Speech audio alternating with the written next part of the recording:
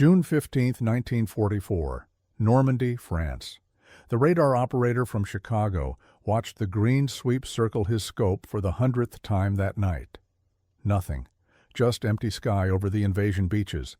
Then a blip appeared 20 miles out, moving fast from the east. Another, then 3 more. The Germans were coming to hit the supply ships again, and Lieutenant James Mitchell felt his pulse jump. This was why they'd rushed the Black Widows to France just 6 days after D-Day. The P-61 Black Widow sat on the hastily cleared dirt strip like something from a nightmare. Twin booms, tricycle landing gear that looked wrong to pilots used to tail draggers, and a radar dome that made it look pregnant. The ground crews called it the Beast. The bomber pilots called it unnecessary. The German pilots who'd seen it called it a joke. Too big, too heavy, too complicated. The Luftwaffe night fighters in their sleek Bf-110s and Ju-88s had been lords of the darkness for 4 years. They weren't worried about an American plane that looked like a freight train with wings.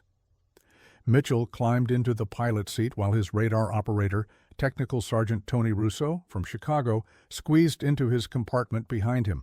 Their gunner, Staff Sergeant Bill Henderson from Alabama, was already in the top turret, though he wouldn't need it tonight if things went right. The 4 20mm cannons in the belly would do the talking.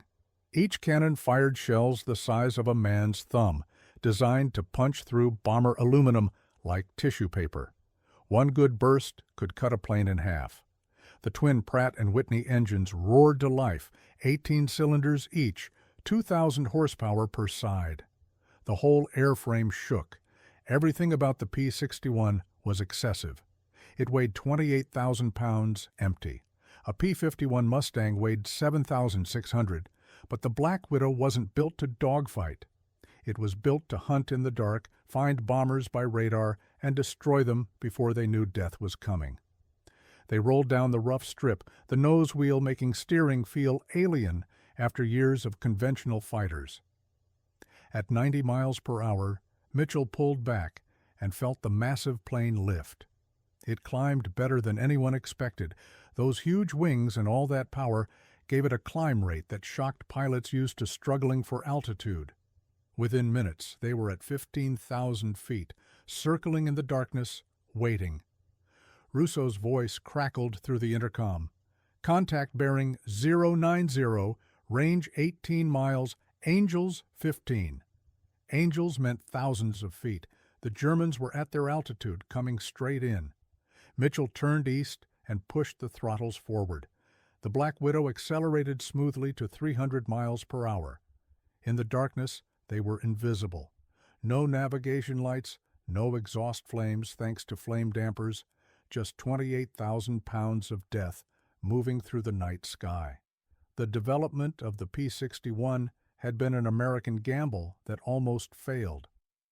Back in 1940, the British had shown the U.S. Army Air Forces what their night fighters could do with primitive radar sets. The Americans decided to skip the learning curve and build the ultimate night fighter from scratch. Northrop got the contract. Jack Northrop was known for radical designs, and the P-61 was radical even for him. While everyone else was trying to adapt day fighters for night work, he designed a purpose-built killer. The first prototype flew in May 1942, and immediately there were problems. The tail buffeted so badly, pilots thought it would tear off. The first attempted loop ended with the elevator fabric ripping away. Test pilot Vance Breese barely recovered. They reinforced everything, added spoilers, changed the tail design twice. By the time it was ready for production, it was 1943, and the night bomber threat seemed less urgent. The invasion of Italy changed that. German bombers hit the beaches at Salerno and Anzio every night. The Navy lost ships. The Army lost supply dumps. They needed night fighters immediately. Now, over Normandy, Mitchell watched his airspeed indicator climb past 320 miles per hour as they closed on the German formation. Russo called out ranges, 12 miles, 10 miles, 8 miles. At 6 miles, they could see them, 5 Junkers Ju 188 bombers in loose formation, probably from KG-6 based in Belgium. Fast bombers, good crews, veterans of the London Blitz. They'd been hitting the invasion beaches every night since June 6th, dropping their bombs and racing home before Allied fighters could catch them. Mitchell armed the cannons, 4 AN/M2 20mm cannons, each firing 750 rounds per minute. The ammunition was a mix: armor-piercing, incendiary, high explosive. The armor-piercing would punch through the aircraft structure. The incendiary would set fuel tanks on fire. The high explosive would blow everything apart. Together, they could put 200 pounds of steel and explosives on target in a 3-second burst. They approached from below and behind, the bomber's blind spot. German night fighters had taught this lesson the hard way over Britain: come from where the gunners can't see you. At 2 miles, Rousseau had them perfectly on his scope. Target locked. Range 1 mile. Mitchell could see the blue exhaust flames from the Junkers' engines. The bombers droned on unaware. No defensive moves, no gunners searching the darkness. They thought they owned the night. At 800 yards, Mitchell centered the illuminated reticle on the lead bomber. The P-61's gun sight was revolutionary, a combination of radar ranging and gyroscopic computing that calculated lead automatically. All Mitchell had to do was put the pipper on the target and squeeze. At 400 yards, close enough to see the individual panel lines on the bomber's fuselage, he fired. The night exploded.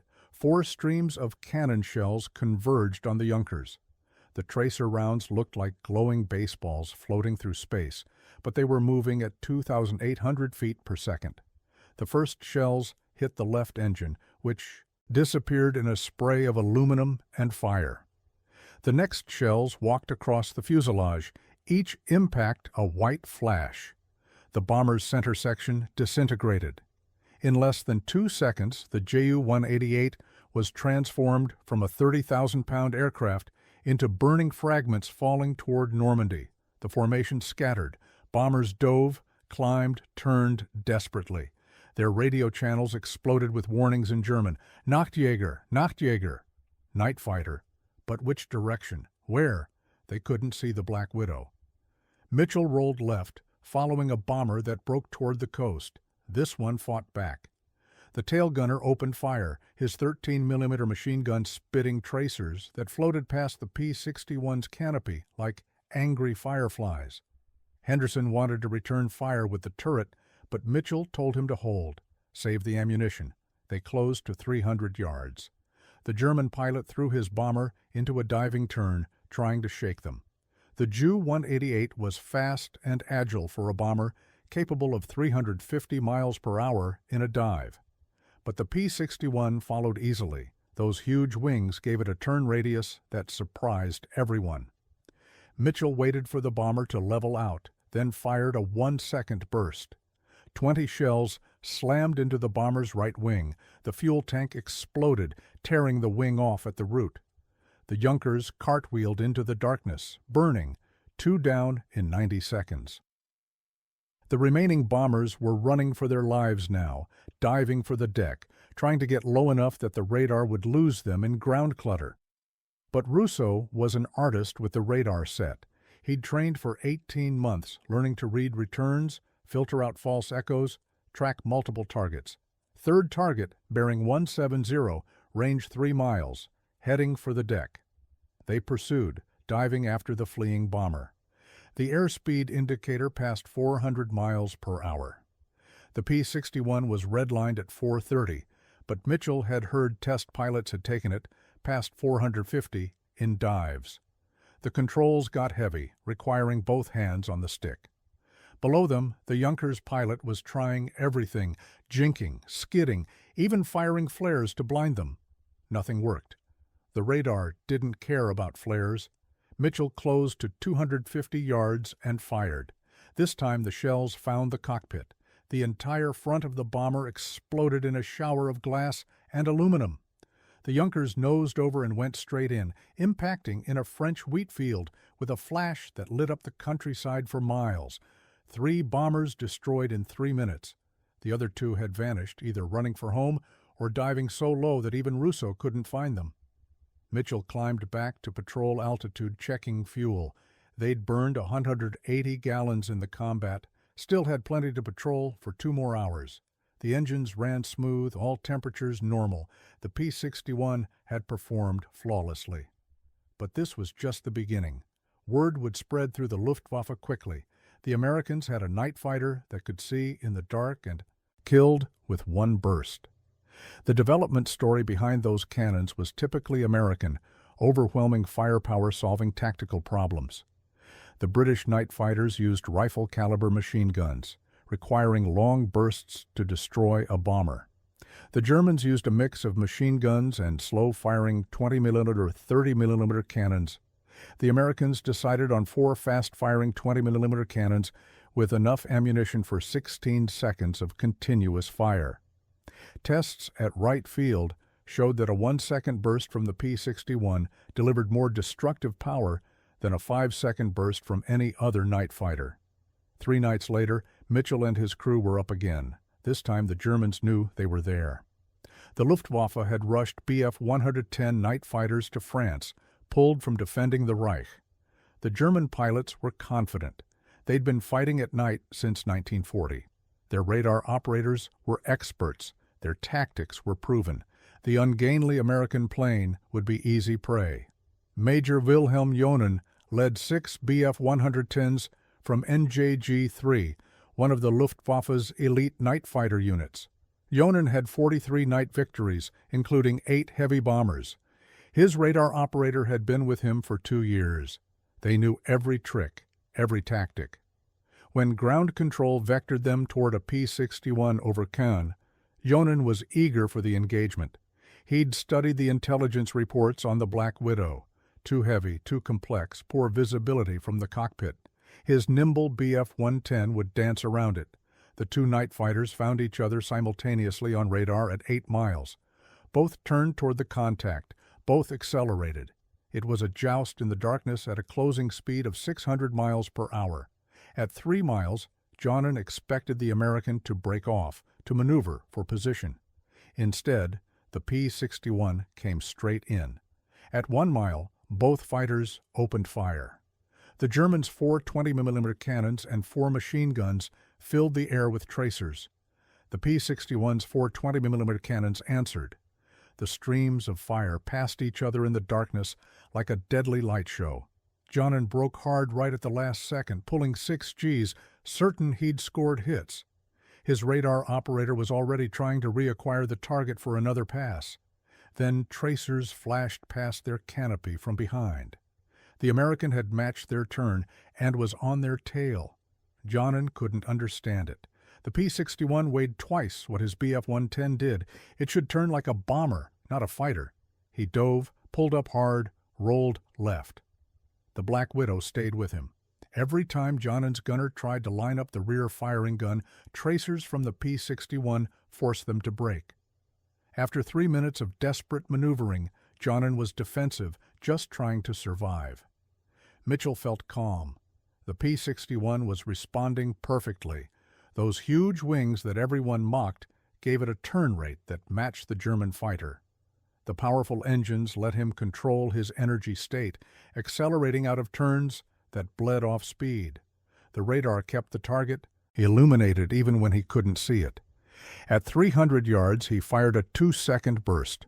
40 shells slammed into the Bf-110. The left engine exploded. The tail disintegrated. Jonen and his radar operator ejected immediately, their parachutes opening in the darkness.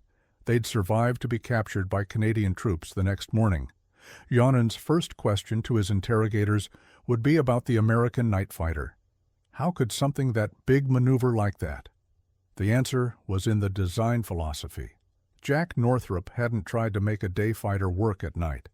He'd designed a weapons platform that could carry radar, heavy guns, and enough fuel to patrol for hours, then gave it the aerodynamics to fight when necessary.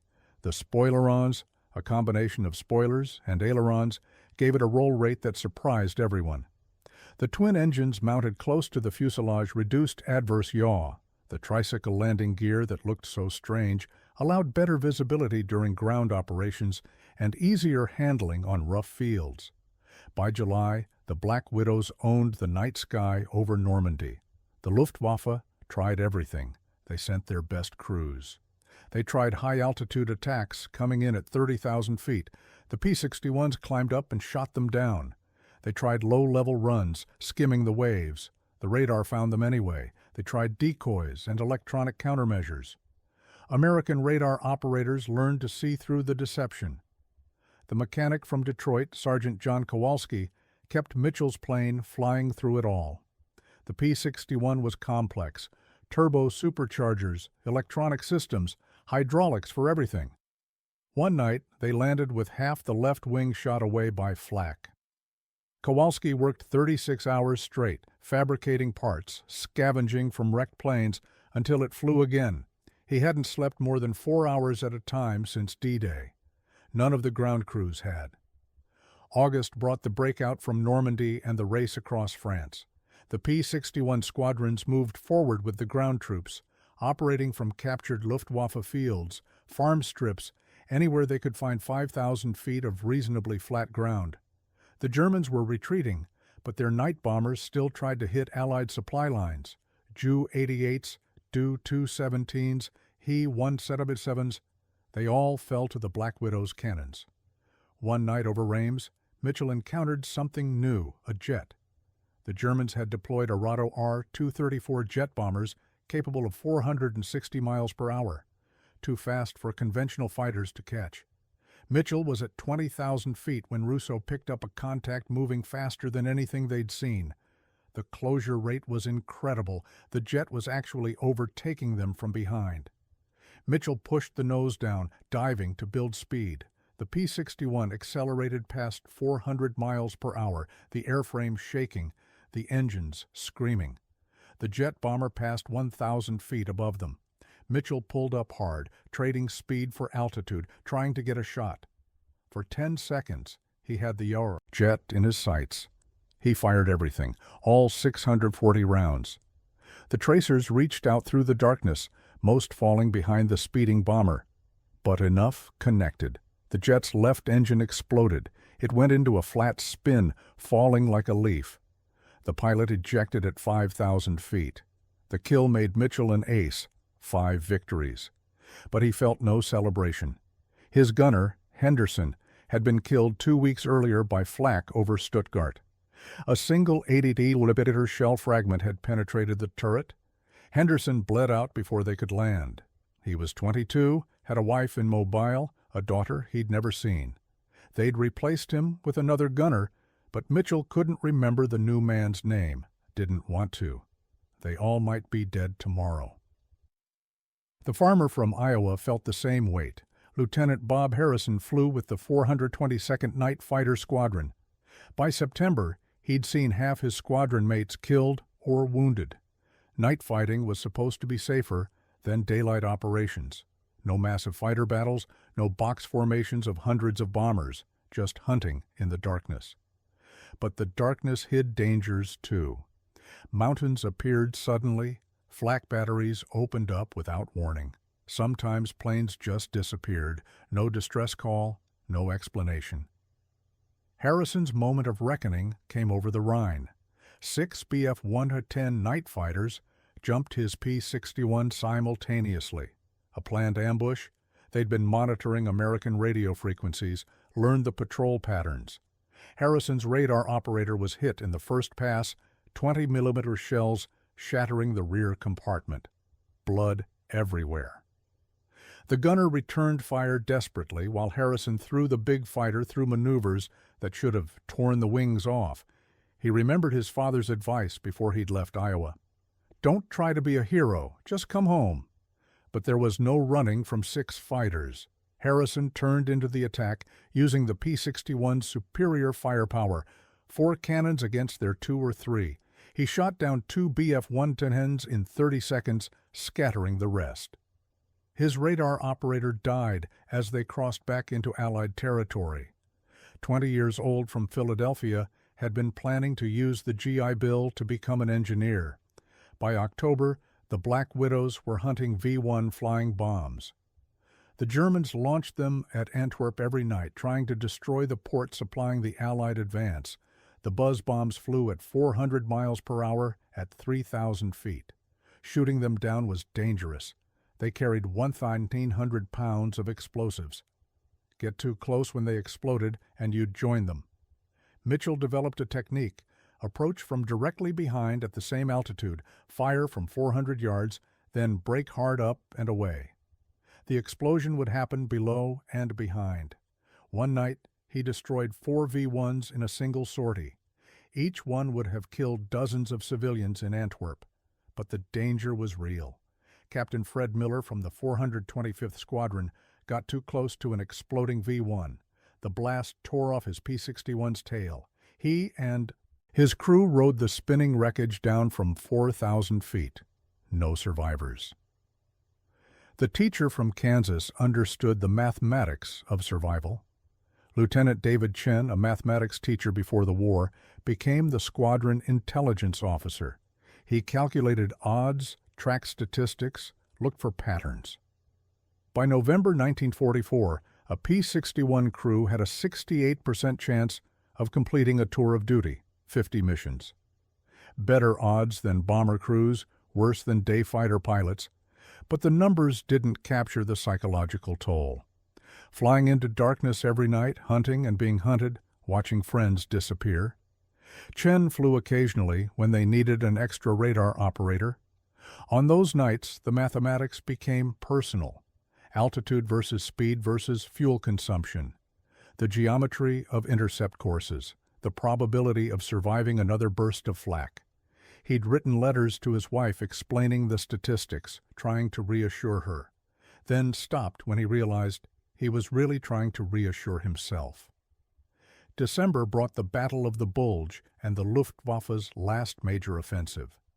Operation Bodenplatte saw hundreds of German fighters attack Allied airfields on New Year's Day, 1945.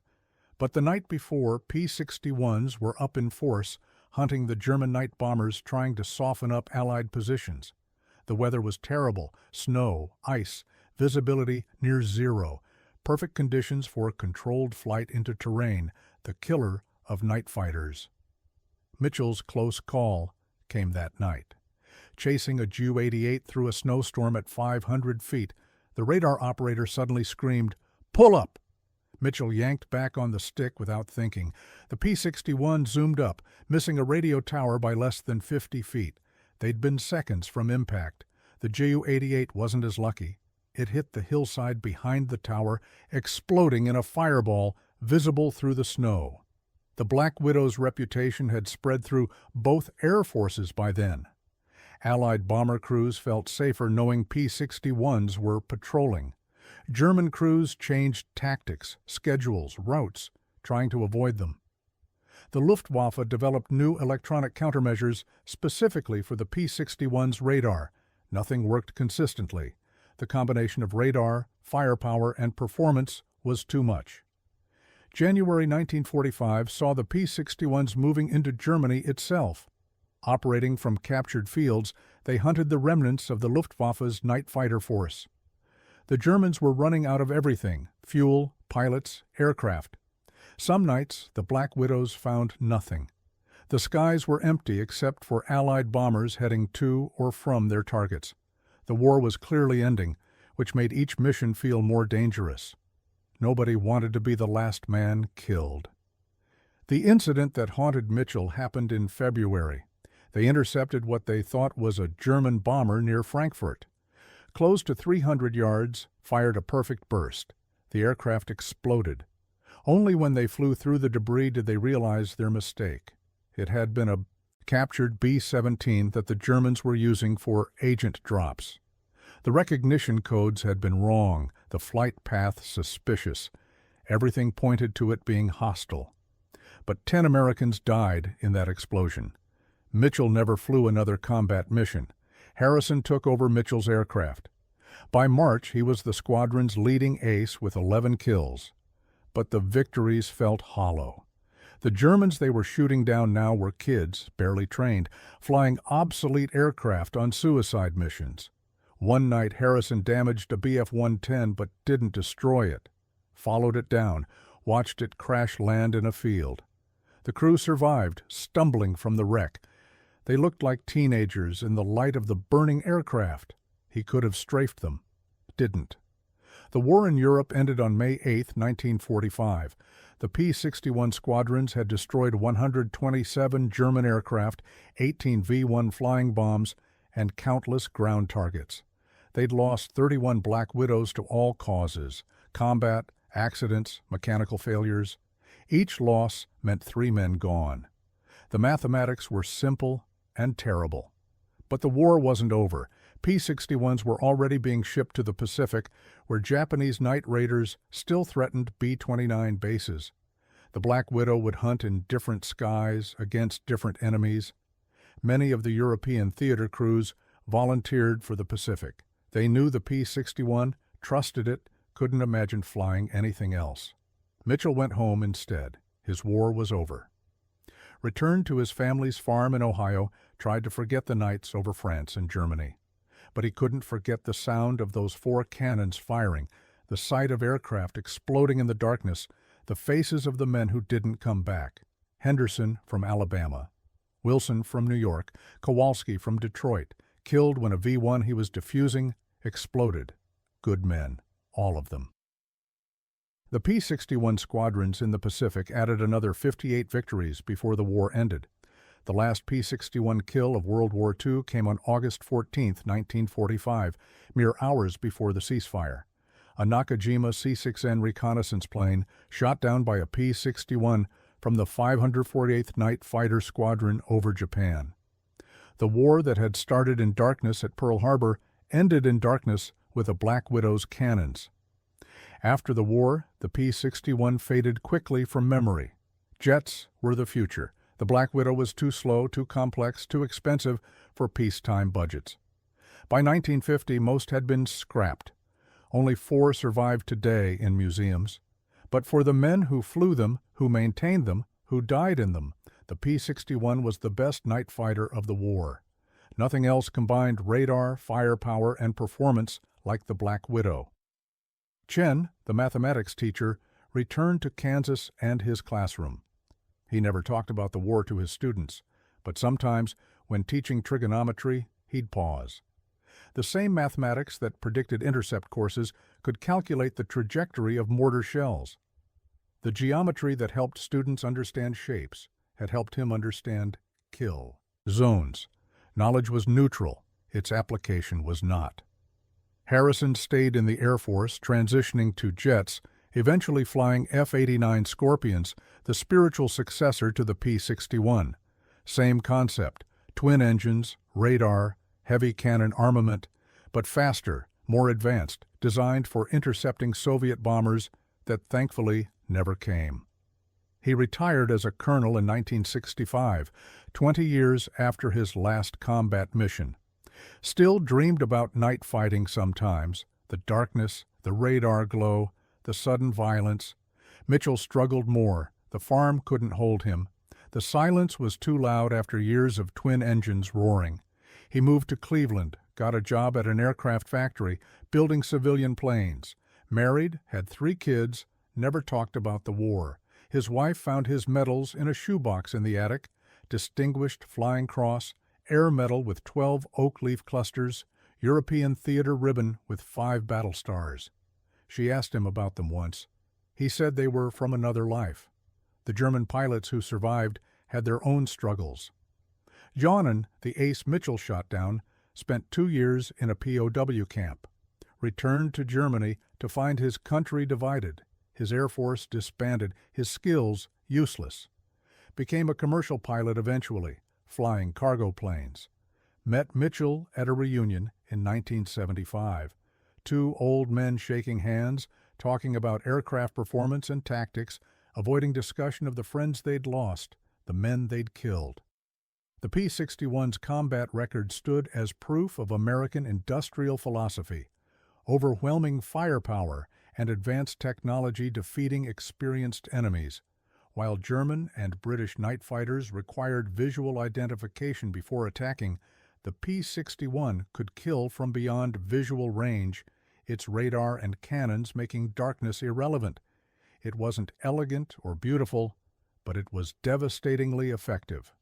The four 20mm cannons that defined the P-61 became the standard for American night fighters through the Korean War. The combination of rate of fire, muzzle velocity, and explosive power was unmatched. One burst could destroy any aircraft of the era. The psychological effect was equally important. German bomber crews knew that if a P-61 found them, they had seconds to live. Many simply jettisoned their bombs and ran at the first radar warning. The last flying P-61 crashed in 1968 during an air show. The pilot tried one too many low-level passes, caught a wingtip, cartwheeled into the ground. Both crew members died instantly. It was a fitting end in a way. The Black Widow had always been dangerous, even to its own crews. It demanded respect, punished carelessness, rewarded skill and courage with survival. Today, historians argue about the P-61's place in aviation history. Was it the best night fighter of World War II, the most heavily armed, the most advanced? The debates miss the point. For the men who flew them, who fixed them, who died in them, the P-61 was their aircraft. It brought them home, or it didn't. It destroyed the enemy, or it failed. Everything else was academic. The children and grandchildren of P-61 crews sometimes contact aviation museums, bringing photos, letters, artifacts, a father's flight jacket, a grandfather's logbook, trying to understand what happened in those dark skies so long ago. The museums display what they can, but how do you display darkness? How do you exhibit the feeling of hunting through clouds at night, guided only by radar returns and instinct? Mitchell died in 1993, age 74. His obituary mentioned his service but not the details. P-61 pilot, 5 victories, European theater. Nothing about the German families who lost fathers and sons to his cannons. Nothing about Henderson bleeding out in the turret. Nothing about the nights he couldn't sleep remembering. His children found his logbook after the funeral, neat entries in pencil. Date, mission time, target destroyed or no contact. Emotionless data, hiding a lifetime of trauma. Harrison lived until 2001, saw the jets he'd flown become obsolete, replaced by missiles and drones. The idea of night fighting with cannons seemed impossibly primitive by then, but he knew something the modern pilots didn't. Technology could see in the dark, but ultimately a human had to decide to pull the trigger. That decision, made in seconds at 300 miles per hour in total darkness, defined a man forever. Chen passed in 1998. His students from 40 years of teaching attended the funeral. They remembered him as quiet, precise, demanding. They never knew he'd calculated bomb damage assessment, plotted intercept vectors, measured death in mathematical terms. His war records were donated to a university archive where they sit today, unread, in a climate-controlled basement. The Black Widow's legacy lived on in unexpected ways. The radar technology pioneered for the P-61 evolved into modern air traffic control systems. The cannon ammunition feed mechanisms were adapted for industrial uses. The spoiler-on control system influenced civilian aircraft design. Weapons of war became tools of peace, their violent origins forgotten. In France, farmers still occasionally find pieces of P-61s in their fields, cannon shells mostly, unexploded after 60 years. The bomb disposal teams come, remove them, destroy them safely. The farmers shrug, used to it by now. Their grandfathers found bodies, aircraft engines, entire tail sections. The war's debris becoming part of the landscape, buried deeper each year by plowing and time. The Luftwaffe pilots who faced P-61s left few records. Most died in the encounters. Those who survived and wrote memoirs focused on the day fighters, the massive bomber formations, the glory battles. Night fighting was too personal, too terrifying to romanticize. Alone in the darkness, hunter and hunted, waiting for cannon shells to tear through aluminum and flesh. No glory in that, just survival or death. The technical manuals for the P-61 run to thousands of pages, every system documented, every procedure detailed, but nowhere do they capture the experience of flying one in combat. The way the engines sounded different at night, the green glow of the radar scope that ruined night vision, the smell of cordite after firing the cannons, the feel of the control stick during a maximum performance turn, knowing that relaxing pressure meant death. Some P-61 veterans formed associations, held reunions, tried to preserve the history, but most didn't. The night fighter crews had always been separate from the day fighters, the bombers, the mainstream of the air war. They'd fought a different kind of war, more personal, more isolated. The bonds formed in that darkness didn't translate to peacetime gatherings in hotel ballrooms. The phrase "German pilots laughed at the P-61" became part of aviation mythology. Maybe they did laugh initially. The Black Widow looked wrong, flew wrong by conventional standards. But the laughter stopped after the first encounters, after Johnnon was shot down, after the bomber crews started refusing night missions, after the kill ratios became clear. The P-61 destroyed 2.7 enemy aircraft for every Black Widow lost. No other American night fighter came close to that ratio. The 4 20mm cannons that defined the P-61's effectiveness were never equaled in World War II night fighters. The British tried to match it with the de Havilland Mosquito NF-30, adding extra cannons. Too much weight ruined the performance. The Germans experimented with heavy cannon on their night fighters, but couldn't solve the ammunition feed problems. Only the Americans, with their industrial capability and engineering pragmatism, made it work. The last P-61 combat veteran died in 2019, aged 96. A radar operator from the Pacific Theater who'd spent his last years trying to get the P-61 recognized, remembered, honored properly. He failed mostly. The Black Widow remains a footnote in most World War II histories. The day fighters get the glory. The bombers get the movies. The night fighters fade into the darkness they once owned. But in aviation museums, when the lights are turned off and security guards make their rounds, the surviving P-61s loom in the darkness. Their cannon ports gape empty. Their radar domes are dark, yet there's still menace in their stance, a predatory presence that transcends time. They were built to kill in darkness, and something of that purpose remains. The children of P-61 crews sometimes fly modern fighters, carrying on a tradition they barely understand. The grandson of a Black Widow pilot flies F-22 Raptors, aircraft so advanced they seem like science fiction compared to the P-61. But the mission remains the same. Control the night sky, protect friendly forces, destroy the enemy before they know you're there.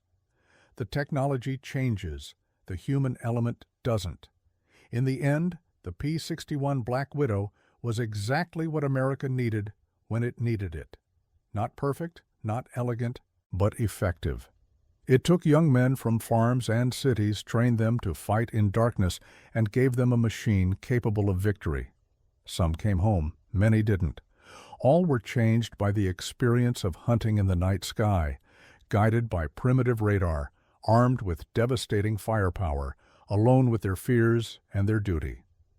The German pilots stopped laughing after the first bursts of those 4 20mm cannons tore their comrades from the sky.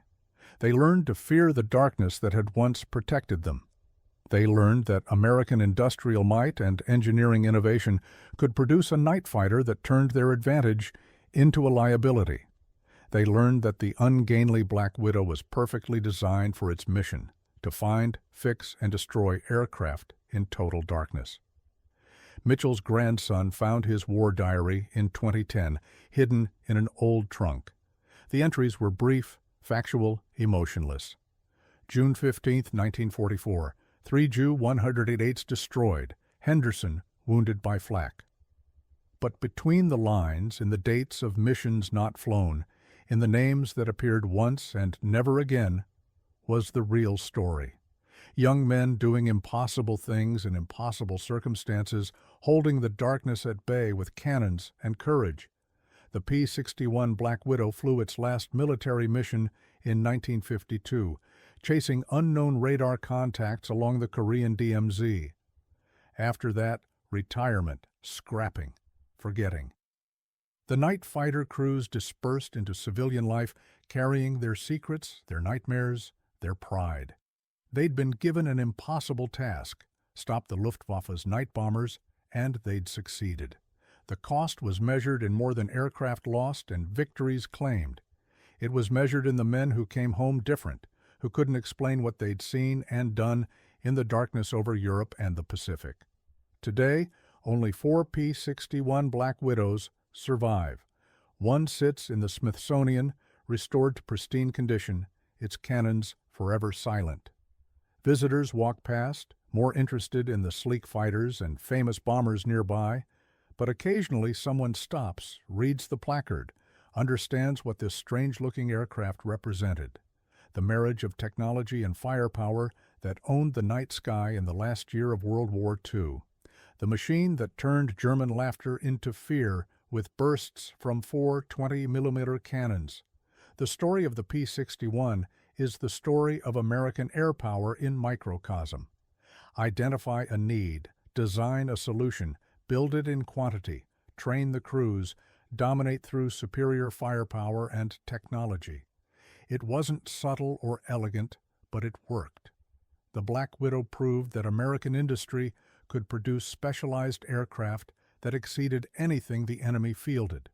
It proved that American crews could master complex technology and employ it effectively in combat. Most importantly, it proved that the night sky was no longer a sanctuary for enemy bombers. Thanks for joining us on this journey through one of history's incredible survival stories. If you found it compelling, give it a like and share it with someone who appreciates these tales of courage. And don't forget to subscribe for more.